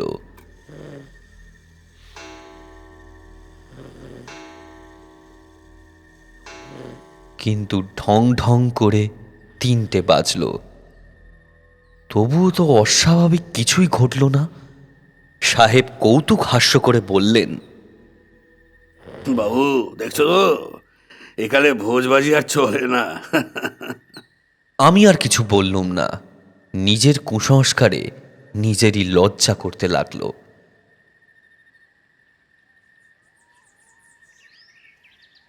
প্রায় যখন ভোর হয়ে এসেছে তখন সাহেব আর আমি দুজনেই একটু ঝিমিয়ে পড়েছিলুম। হঠাৎ প্রহরীদের চিৎকারে চমকে মাথা তুলে দেখি কয়েদিখানা দেওয়ালের ঘুলঘুলির নিচেই একটা ভয়ঙ্কর কালো বেড়াল দাঁড়িয়ে আছে। আমরা সকলেই তার দিকে ছুটে গেলুম। কেউ লাঠি, কেউ বন্দুকের কুতো ও কেউ লাথি তুলে তাকে বারবার মারবার চেষ্টা করলুম, কিন্তু সেই আশ্চর্য বিড়ালটা আমাদের সকলকে এড়িয়ে উঠোনের দিকে চোঁচা দৌড় মারলে। লুক আউট বলেই পুলিশ সাহেব তাঁর রিভলভার তুলে ঘোড়া টিপলেন। গুলিটা বিড়ালের পিছনের একটা পায়ে গিয়ে লাগলো। সে আর্তনাদ করে খোঁড়াতে খোঁড়াতে আরও 2-1 পা এগিয়ে স্থির হয়ে পড়ে রইল। আমরা ছুটে কয়েদিখানার ঘুলঘুলির কাছে গিয়ে উঁকি মেরে দেখলুম গুলে সর্দার ঘরের মেঝের ওপর চিত হয়ে শুয়ে যন্ত্রণাপূর্ণ স্বরে আমাদের লক্ষ্য করে গালাগালি দিচ্ছে। ওরে বাবা রে, মরে গেলাম রে, শালা শুয়ার কোথাকার জানোয়ার, বজ্জাত বেল্লিক। আমি অস্বস্তির নিঃশ্বাস ফেলে বললুম, "হাহ, আসামি ঘরের ভিতরেই আছে।" সাহেব রুমাল দিয়ে কপালের খাম মুছতে মুছতে বললেন, থাকবে না তো যাবে কোথায়? ওসব কুসংস্কার আমি মানি না, যদিও প্রথমটায় আমারও সন্দেহ হয়েছিল।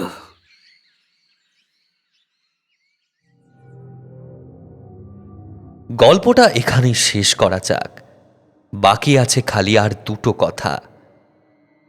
আজ সকালে যথাসময় গুলে সর্দারকে ফাঁসি কাঠে ঝুলিয়ে দেওয়া হলো, কিন্তু তাকে ফাঁসি কাঠে নিয়ে যাওয়ার সময় দেখা গেল তার একখানা পা হঠাৎ ভেঙে গেছে। সে অত্যন্ত খুঁড়িয়ে খুঁড়িয়ে চলেছে।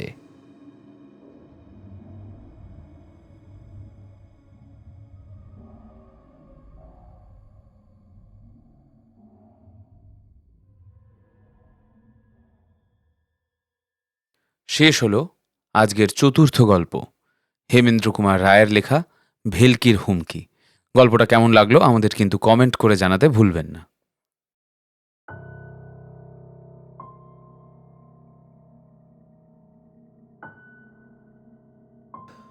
উফ, ম্যালেরিয়ার মতো ছ্যাঁচড়া অসুখ পৃথিবীতে আর কিছু আছে কি? উফ, এ দেখো না, শখ করে সেদিন ঢাকুরিয়া লেক দেখতে গেছিলুম। সন্ধ্যার একটু আগে হঠাৎ কাঁপুনি দিয়ে আমার জ্বর এলো। সে কি জেসে জ্বর, জেসে কাঁপুনি! না পারি দাঁড়াতে, না পারি বসতে, একেবারে বাসের ওপর পড়লুম শুয়ে। কি শীত রে বাপ! পা থেকে মাথা পর্যন্ত চাদর মুড়ি দিয়ে কাঁপতে কাঁপতে কেমন যেন আচ্ছন্নের মতো হয়ে রইলুম। সেইভাবে কতক্ষণ ছিলুম ভগবান জানেন। তবে একবার চাদরের ভেতর থেকে জলজল করে চোখ মেলে উঁকি মেরে দেখলুম চারিদিকে গাঢ় অন্ধকারের মেলা, কোথাও জনমানবের সাড়া নেই। পা থেকে মাথা পর্যন্ত চাদর মুড়ি দিয়ে কাঁপতে কাঁপতে কেমন যেন আচ্ছন্নের মতো হয়ে রইলুম। সেইভাবে কতক্ষণ ছিলুম ভগবান জানেন। তবে একবার চাদরের ভেতর থেকে জুলজুল করে চোখ মেলে উঁকি মেরে দেখলুম চারিদিকে গাঢ় অন্ধকারের মেলা, কোথাও জনমানবের সাড়া নেই। বুকটা ছ্যাঁত করে উঠল। কোথায় বাগবাজারে আমার বাড়ি, আর কোথায় পড়িয়াছি আমি একলা। গুন্ডারা গলায় ছুরি বসাতে পারে, সাপে কামড়াতে পারে, বিনা চিকিৎসায় প্রাণ পাখি ফুরুক করে পালিয়ে যেতে পারে। বাড়ির লোক এতক্ষণে হয়তো ভেবেই সারা হচ্ছে, আর তো এখানে থাকা চলে না, যেমন করেই হোক আমাকে আজ বাড়ি যেতে হবে। অনেক কষ্টে উঠে দাঁড়ালুম। গায়ের ভিতর দিয়ে তখনও যেন আগুনের ঝলক ছুটছে। চোখের সামনে দিয়ে যেন রাশি রাশি সর্ষে ফুল নাচতে নাচতে একবার আধার সাগরে ডুবে যাচ্ছে, আর একবার ভেসে ভেসে উঠছে। প্রতিবার পা ফেলি আর মনে হয় এই বুঝি আমি দড়াম করে পপাত ধরণী তলে হলুম। তবু থামলুম না, টলতে টলতে এগিয়ে চলেছি মাতালের মতো।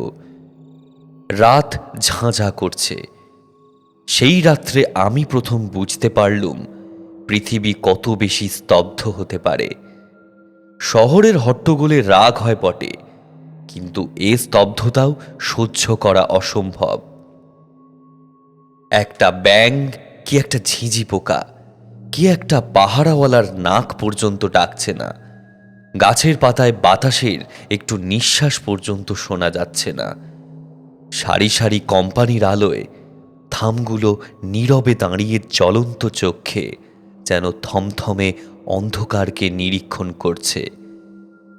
তিমির তুলির প্রলেপ মাখানো গাছপাতার ফাঁকে ফাঁকে বাড়ির পর বাড়ি দেখা যাচ্ছে বটে, কিন্তু তারাও যেন প্রেতপুরীর মতো নিস্তব্ধ। তাদের ভেতর থেকে একটা ঘুম ভাঙা খোকার কান্নার আওয়াজ পর্যন্ত জেগে উঠছে না। কে যেন আজ নিদুটির মন্ত্র পড়ে সমস্ত জগৎকে বোবা করে দিয়েছে। জ্বরের ঘরে চলেছি তো চলেছি এই নিঃশব্দ পল্লী ছেড়ে শহরের শব্দের রাজ্যে গিয়ে পড়বার জন্য প্রাণ যেন আইঠাই করতে লাগলো। কিন্তু এ পথ আর শেষ হতে চায় না। এ পথ যেন আজও শেষ হবে না, কালও শেষ হবে না। আমাকে যেন কোনো অভিশপ্ত আত্মার মতো চলতে হবে অনন্তকাল ধরে। এক বেচারি ইহুদির গল্প পড়েছিলুম। কার সাপে তাকে নাকি অনন্তকাল ধরে সারা বিশ্বে ছোটাছুটি করে বেড়াতে হয়েছিল। আমারও তাই হলো নাকি? মাথাটা একবার নাড়া দিয়ে ভাবলুম, দূর ছাই, এসব কি উদ্ভট কথা ভাবছি। জ্বরে আমার মাথা খারাপ হয়ে গেল নাকি? মাঝে মাঝে এক একটা মাঠ যেন এক একটা অন্ধকারের মায়া সরোবর। সেখান দিয়ে অন্ধকারের ঢেউ বইছে। অন্ধকার স্রোত ছুটে আসছে আমাকে গ্রাস করবার জন্য। অন্ধকারের তরঙ্গের ভেতরে গাছগুলোকে দেখাচ্ছে বড় বড় দৈত্য দানবের মতো পথিকের হৃৎপিণ্ড ছিঁড়ে খাওয়ার জন্য তারা ওঁত পেতে প্রস্তুত হয়ে আছে।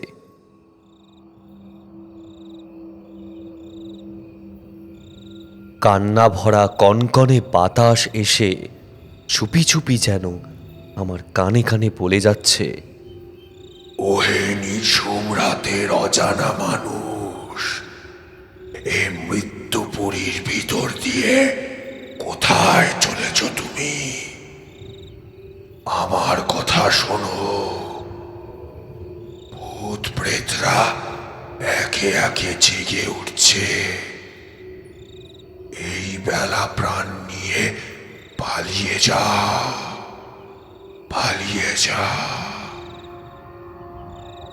আরও খানিক অগ্রসর হয়ে মনে হলো পৃথিবীর সমস্ত শব্দ এসে আমার দুই পায়ের দুই জুতোর ভেতরে আশ্রয় নিয়েছে।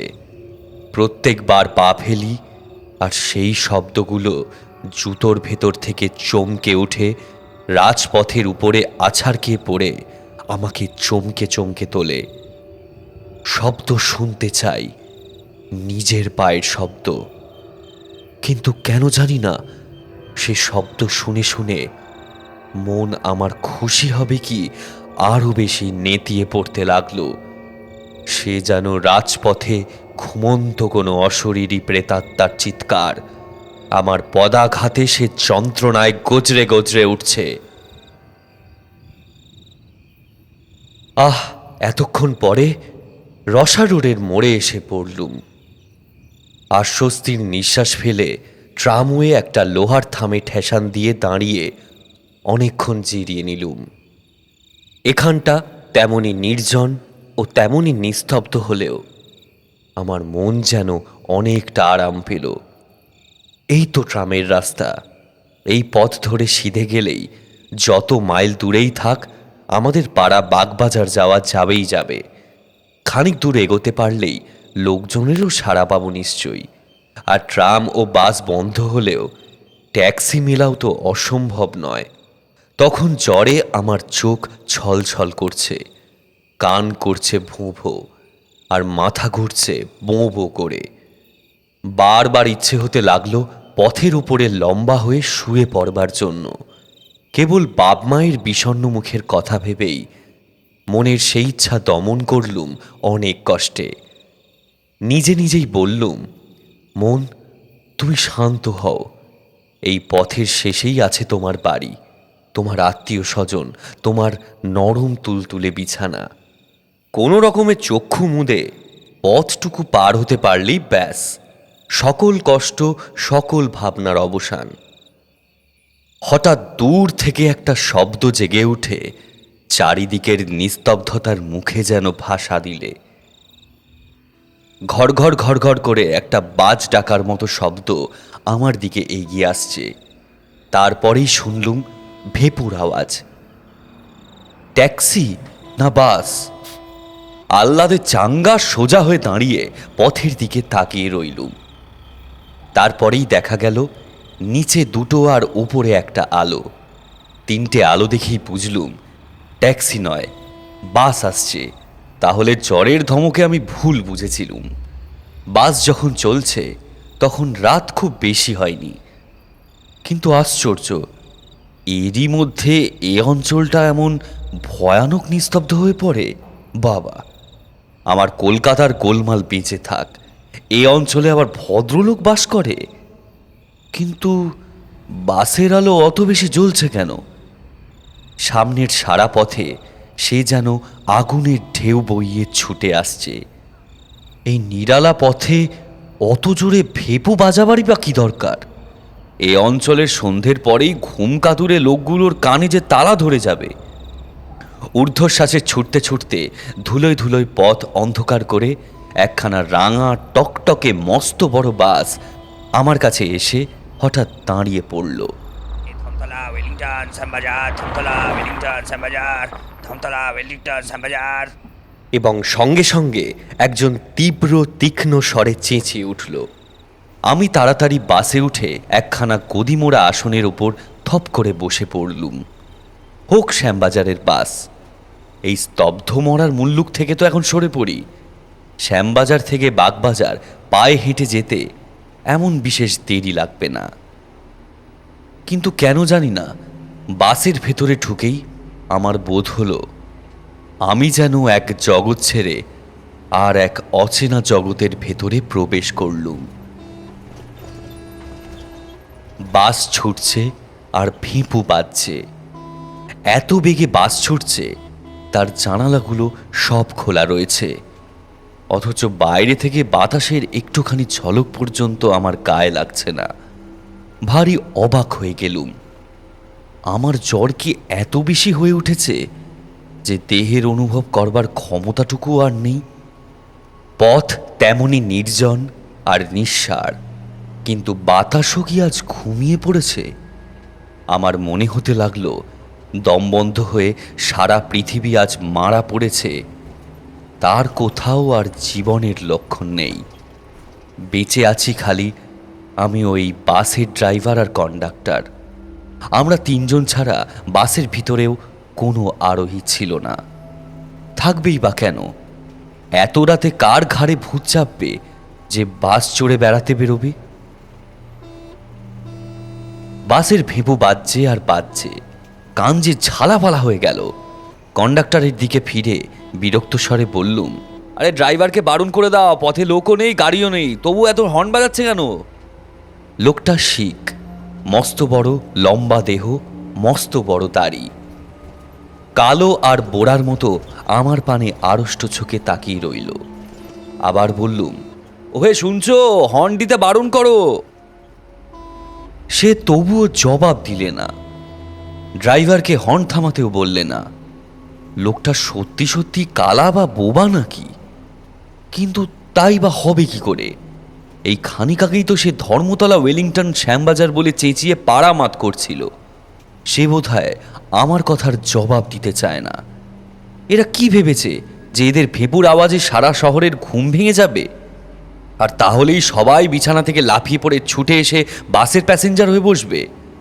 কিন্তু শহর জাগবার লক্ষণ প্রকাশ করল না। পথের আশেপাশে নেড়ি কুকুরগুলো আরাম করে কুণ্ডলি পাকিয়ে শুয়ে শুয়ে ঘুমোচ্ছিল। কিন্তু এই বাসের সাড়া পেয়েই তারা তাড়াতাড়ি উঠে লেজ পেটের তলায় ঢুকিয়ে ছুটে পালাতে লাগলো, মহা ভয়ে ঘেউ ঘেউ করে কাঁদতে কাঁদতে। আজকে বাইরের জীবের সাড়া পাওয়া যাচ্ছে কেবল ওই কুকুরগুলোর কাছ থেকে, কিন্তু তারাও দেখা দিয়েই অদৃশ্য হচ্ছে। কুকুরগুলো কেন আমাদের বাস দেখে পালাচ্ছে? মনের ভেতর কেবল এই প্রশ্নই জাগতে লাগলো, কেন কেন কেন? কন্ডাক্টর কেন আমার কথার জবাব দিচ্ছে না? ড্রাইভার কেন ক্রমাগত ভেঁপু বাজাচ্ছে? কেন? কন্ডাক্টরের দিকে ফিরে বললুম, তোমরা ভাড়ার পয়সা নাও। সে মস্ত একখানা কালো হাত বাড়ালে। ভাড়া দিয়ে টিকিট নেওয়ার সময় আমার হাতে তার হাতের ছোঁয়া লাগলো। উফ, অমনি মনে হলো কে যেন একখানা তীক্ষ্ণ বরফের ছুরি নিয়ে আমার হাতে খ্যাঁচ করে খোঁচা মারলে জ্যান্ত মানুষের হাত এমন ঠান্ডা কনকনে হয়। আশ্চর্য হয়ে তার মুখের পানে তাকালুম। তার লম্বা চুল আর দাড়ি গোফের জঙ্গলে ভরা মুখখানা বাসি মরার মতো স্থির। তার চোখেও পলক পড়ছে না, তার চোখ যেন পাথরের গড়া। আমার বুকটা গুরুগুরু করতে লাগলো। আজকে শহরের এই নির্জনতা, পৃথিবীর এই নিঃশব্দতা, বাতাসের এই অভাব, ভাড়াটে বাসের এই ভেঁপুর আওয়াজ, কন্ডাক্টরের এই উদাসীন মূর্তি, সমস্তই যেন রহস্যময়, সমস্তই যেন অস্বাভাবিক। কি কুক্ষণেই আজ বাড়ির বাইরে পা দিয়েছি। যতবার ফিরে তাকাই ততবারই কন্ডাক্টরের সেই মরার মতো স্থির মুখ আর পলখারা পাথুরে দৃষ্টি চোখে পড়ে। কেমন একটা অমানসিক ভাবে আমার মনটা ছেয়ে গেল। আর সহ্য করতে পারলুম না। সামনের বেঞ্চের ওপরে দুই হাতের ভিতরে মাথা রেখে চোখ মুছে আমি চুপ করে বসে রইলুম। ভাবলুম শ্যামবাজারে পৌঁছবার আগে আর মাথা তুলে চাইব না, কিন্তু মাথা তুলতে হলো, আবার চোখ খুলতেও হলো। প্রায় 1 ঘন্টারও বেশি সময় কেটে গেছে। গাড়িও না থেমে ক্রমাগত ছুটছে। তবু এখনো শ্যামবাজার এলো না কেন? মুখ তুলে জানালা দিয়ে মুখ বাড়িয়ে আমার আর বিস্ময়ের সীমা রইল না। শ্যামবাজার তো অনেক দূরের কথা, গাড়ি এখনো ভবানীপুরেই আসেনি। অথচ গাড়ি এত বেগে ছুটছে যে পথের দুপাশের বাড়িগুলো তীরের মতো পিছনে সরে সরে যাচ্ছে। এও কি সম্ভব? হতভম্বের মতো মুখ ফিরিয়ে দেখি গাড়ির ভিতরে 10-12 জন লোক বসে রয়েছে। নিজের চোখকেও আমি আর বিশ্বাস করতে পারলুম না। আমি হলপ করে বলতে পারি এতক্ষণের ভিতরে গাড়ি একবারও থামেনি। তবু কোত্থেকে এরা এলো? কখন এরা গাড়িতে উঠল? একে একে সকলের মুখের পানেই তাকিয়ে দেখলুম সব মুখই মরার মতন স্থির, নির্বিকার। সব চোখের পাথুরে দৃষ্টি আড়ষ্ট হয়ে আছে। কে যেন শ্মশান থেকে কয়েকটা মৃতদেহ তুলে এনে বেঞ্চির ওপরে সারি সারি বসিয়ে দিয়ে গেছে। তাদের ভেতরে বাঙালি আছে, খোট্টা আছে, সাহেব আছে, কিন্তু তারা সবাই চেয়ে আছে আমার দিকেই।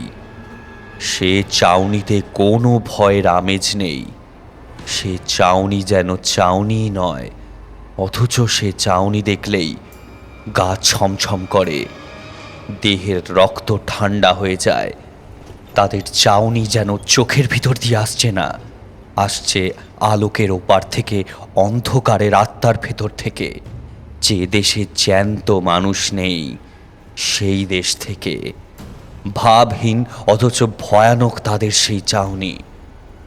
আর এক আশ্চর্য ব্যাপার এই যে গাড়ির ঝাঁকুনিতেও তাদের কারুর দেহ একটুও নড়ছে না। গাড়ির ভেতরে বসেও তাদের দেহ যেন গাড়িকে না ছুঁয়ে শূন্যে বিরাজ করছে।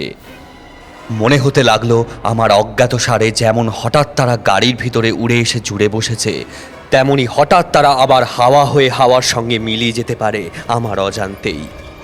যেন তারা ছায়ার কায়াহীন অনুচর, দেখা দেয় ধরা দেয় না। আমার সভয় দৃষ্টি আবার পথের দিকে ফিরিয়ে নিলুম। গাড়ি তেমনি হেঁচকি তোলা আওয়াজের মতো ভেঁপুর শব্দ করতে করতে তীর বেগে ছুটছে। কিন্তু তখনও ভবানীপুর আসেনি। আমি শ্যামবাজারে না সোজা জমালয়ের দিকে চলেছি। কি এক দুঃসহ অজানা টানে অস্থির হয়ে চোখ আবার গাড়ির ভেতরে ফেরালুম। গাড়িতে ইতিমধ্যে লোকের সংখ্যা আরও বেড়ে উঠেছে। নতুন লোকগুলো স্থির নেত্রে আমার দিকেই তাকিয়ে আছে। সমস্ত গাড়ির ভেতরে একটা বোটকা গন্ধ ভেসে ভেসে বেড়াচ্ছে, যেন বাসি মরার গন্ধ। হাসপাতালের মরার ঘরে গিয়ে আমি একবার এই রকম গন্ধই পেয়েছিলুম। আমার সর্বাঙ্গে কাঁটা দিলে বুকের কাছটা শিউরে শিউরে উঠতে লাগলো। আমি কি জেগে আছি না স্বপ্ন দেখছি? আর থাকতে না পেরে হঠাৎ চেঁচিয়ে উঠে বললুম, এই কন্ডাক্টর, গাড়ি বাঁধো। কন্ডাক্টর কোনো সাড়া দিলে না, গাড়ি থামাবারও চেষ্টা করলে না। আবার বললুম, কিন্তু ফল হলো না। রেগে দাঁড়িয়ে উঠে কন্ডাক্টরের দেহ ধরে আমি নাড়া দিতে গেলুম, কিন্তু তাকে ছুঁতে পারলুম না। চোখের সামনে তাকে স্পষ্ট দেখতে পাচ্ছি, কিন্তু তাকে স্পর্শ করতে পারছি না। সে যেন হাওয়া দিয়ে তৈরি। হঠাৎ গাড়ির সব লোক একসঙ্গে অট্টহাস্য শুরু করে দিলে সে অদ্ভুত বিভৎস হাসি আসছে, যেন অনেক দূর থেকে, অনেক আকাশ বাতাস ভেদ করে, অনেক সমুদ্র পাহাড় প্রান্তর পার হয়ে, অনেক নরকের অন্ধকারে ডুব দিয়ে। অথচ তার আওয়াজ এত স্পষ্ট যে আমার কান যেন ফেটে যাওয়ার মতো হলো। আমি পাগলের মতো চিৎকার করে বললুম, গাড়ি থামাও, জলদি থামাও, এই ড্রাইভার। গাড়ি থামানো ঘন্টার দড়ি ধরে আমি ঘন ঘন নাড়াতে লাগলুম। ড্রাইভার এতক্ষণ পরে আমার দিকে মুখ ফেরালে। সে মুখে এক তিলও মাংস নেই। সে মুখ সাদা ধপধপে, হাড়ের মুখ, নাক চোখের জায়গায় 3-3টে গর্ত, দুটো ঠোঁটের জায়গায় 2 সারি দাঁত বেরিয়ে আছে। এতক্ষণ তবে এই পোশাক পরা কঙ্কালটাই গাড়ি চালিয়ে আসছে। গাড়ির ভেতর অট্টহাসির আওয়াজ আরও বেড়ে উঠল। আর সইতে পারলুম না। সেই ভীষণ অট্টহাসি শুনতে শুনতে আমি একেবারে অজ্ঞান হয়ে গেলুম।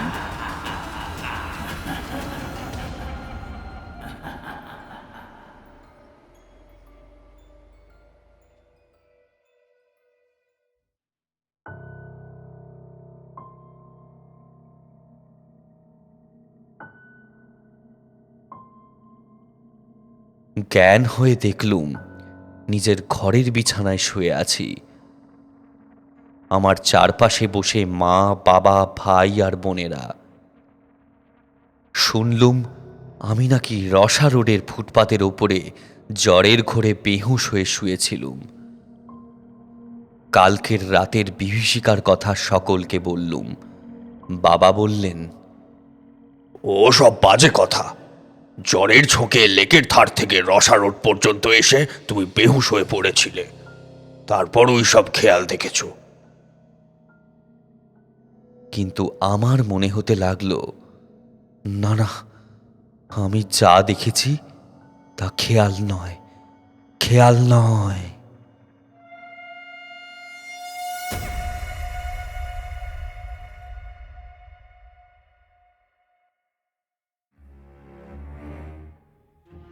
শেষ হলো আজকের পঞ্চম ও শেষ গল্প, হেমেন্দ্র কুমার রায়ের লেখা কঙ্কাল সারথি। আজকের গল্পগুলো কেমন লাগলো আমাদেরকে অবশ্যই কমেন্ট করে জানাবেন। আর এরকম আরও গল্প শুনতে চাইলে এই চ্যানেলটা সাবস্ক্রাইব করতে ভুলবেন না। ও আমাদের আরেকটা যেই চ্যানেল আছে, বেড টাইম স্টোরিজ, সেইখানে কিন্তু একটা ডাকাতের গল্প এসছে। ডেফিনেটলি সেটা শুনবেন, ডেসক্রিপশনের লিঙ্ক দেওয়া রইল। আর 221B হ্যারিসন রোড এখন স্পটিফাইতেও আপনারা শুনতে পারবেন। অনেকের এই ক্ষেত্রে সুবিধা হবে যারা স্ক্রিন অফ করে শুনতে চান। তাহলে আজকের মতো টাটা, বাই বাই। আবার দেখা হচ্ছে খুব তাড়াতাড়ি, only on 221B Harrison road. বাংলার ভূত, বাংলার ভয়, উল্টো পাল্টা গল্প নয়।